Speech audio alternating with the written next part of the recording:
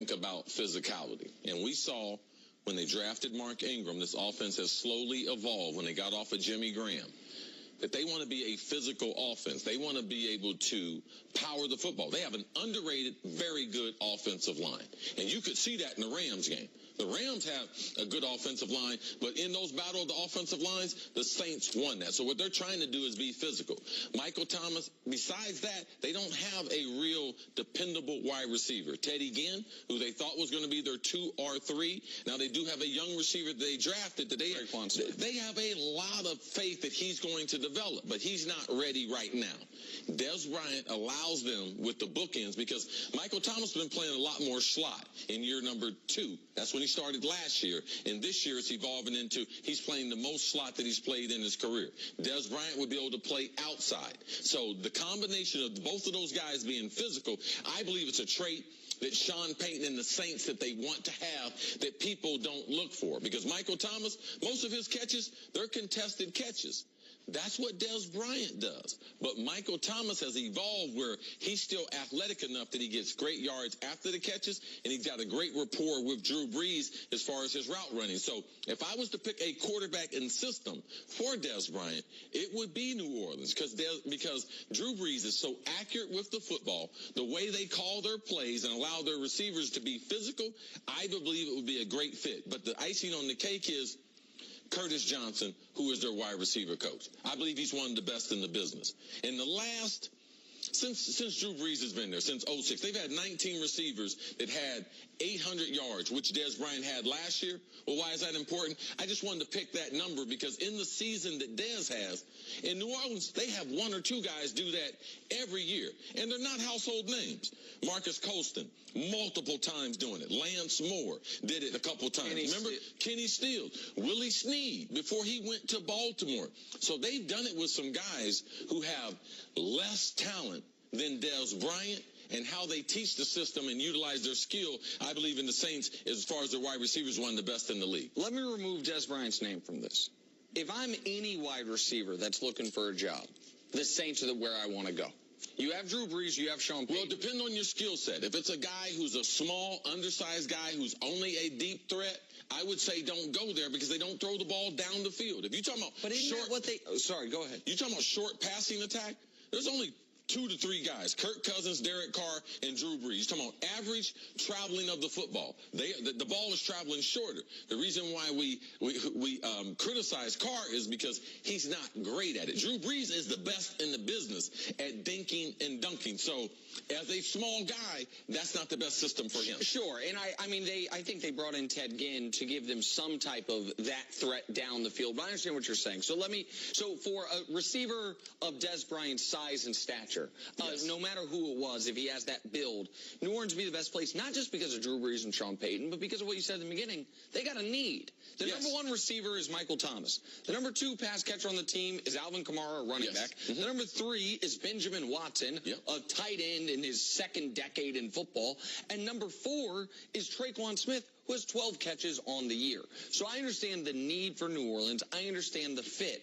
My question for you is, and the reason that I'm skeptical of this to a degree is, how much football is Dez Bryant capable of learning? How much does he want to learn? Because depending on what those answers to those 2 questions are, that could mute the impact of Curtis Johnson, the wide receivers coach. And the other one is, what type of shape do we think Dez Bryant's in? How ready do we think Dez Bryant is to play football after going the longest he's ever gone in his adult life without playing football? I think one of the reasons why Dez didn't sign is I believe Dez was recovering from some injuries.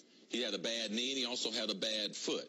He also mentioned that on social media a couple of times that he wanted to be healthy. He had a couple workouts with other teams that they did get, especially with the Browns. They did give him an offer. The Saints, the reports coming from the Saints was after the workout, and there was other NFL guys there who worked out in the same day. he looked good enough that they would make him a contract offer. So that answers your question. How does he look? Sean Payton and them think that he would be ready to play fairly quick. So that's why they make the contract offer. How they teach football. Last week we saw Demaryius Thomas. He had only played in Denver his whole career. We had a lot of confidence, or Nick, you had a lot of confidence that he could go to Bill O'Brien. In a week, he had 61 yards receiving. Yeah. Now, did you think that because he had been in training camp? I believe in Sean Payton and Curtis Johnson, their ability to teach Des Bryant, more so than I do in Bill O'Brien. So if you can have confidence in Demaryius Thomas going from Denver last week, making an impact, okay, I believe that Des Bryant, because I believe from a wide receiver standpoint, they do it as good as it can be done in the NFL. So the Saints make Des Bryant an offer. If for whatever reason the two sides can't come to an agreement, what would this say about Des Bryant? I mean, if the Saints if they have made Des Bryant an offer, and at the end of the negotiation, at the end of the discussion, he does not accept the offer, to me it will indicate Des Bryant is not interested in playing football this year. Because you're running out of time. This is, for all the reasons C just mentioned, the perfect opportunity. You know you're going to the playoffs. You are one of the Super Bowl favorites on a team with, no matter what anyone thinks of Tony Romo, this is far and away the greatest quarterback you will have ever played with. It's one of the greatest quarterbacks anyone will have ever played with.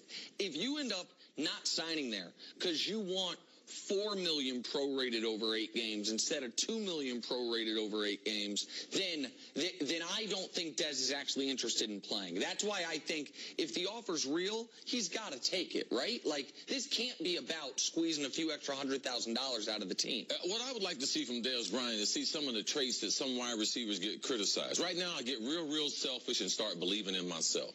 All right? The Saints believe in you. You went there and worked out. Now it's time to believe in yourself. Sign with a team. It don't matter the amount. It's basically a one-year deal. Believe you're not going to get a better situation to be able to prove people on TV, prove Shannon Sharp, prove Chris Carter wrong, man. Sign with the Saints. Make me look bad, all right? Because I really would like to see Des back playing. Jenna, you from the beginning was like, wow, Des Bryant, what if he's not playing, Chris? I was like, Jenna, you don't know what you're talking about. Jenna knew what she's talking about because now it's November and Des Bryant's still not playing football. But I want to see Des Bryant prove us wrong. The people who have doubted his overall ability, doubted his route running, doubted his ability to be able to learn offenses, Des, it's a great opportunity. Go with Sean Payton and prove us wrong. And you'd have to do it as the number 2 because he's not walking in there as the number 1 there with Michael Thomas there. Coming up, is it too early to hit the panic button for the L.A. Lakers? Hear it from LeBron next on First Things First.